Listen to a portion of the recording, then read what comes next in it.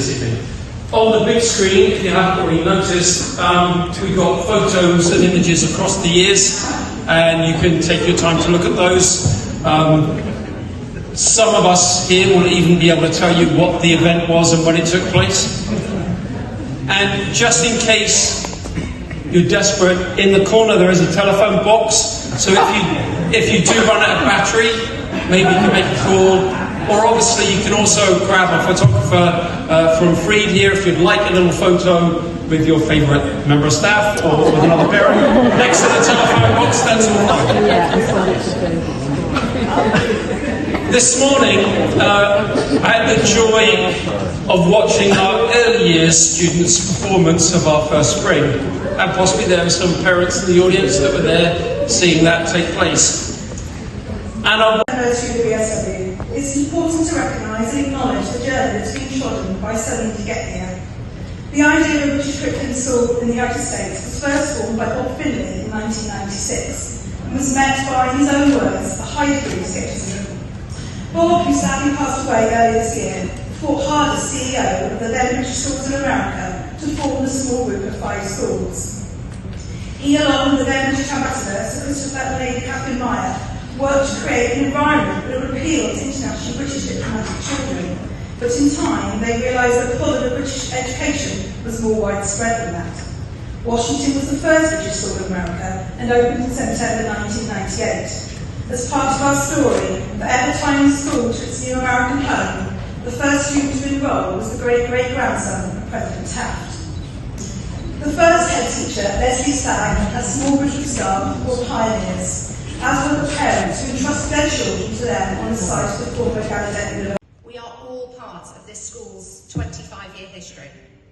Whether we have been here for a few weeks, a few years, or for some, a few decades, Karen. Let us as educators take pride in the role we have played in shaping the lives of young people and preparing them for their future. And to our families, you have trusted us to educate, support and encourage your children. It is not something we now or have ever taken for granted, and for that we thank you. I would like to introduce Nikhil Rajpal. Now, when I started in 2008, Nick... My adventure started a few years later in 2003, as I was met by Bob at Heathrow Airport with the promise of an exciting teaching job in Washington.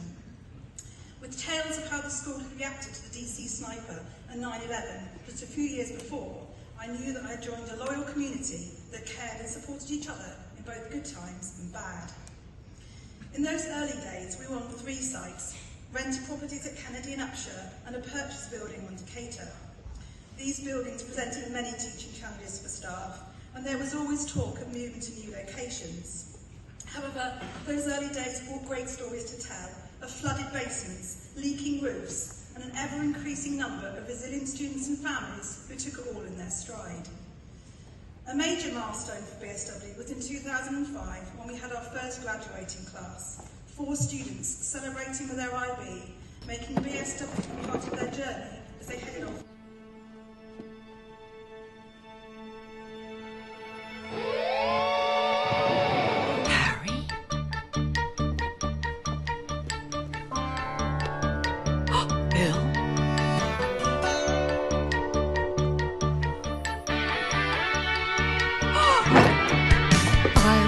Cheated by you, and I think you know when. So I made up my mind, it must come to an end.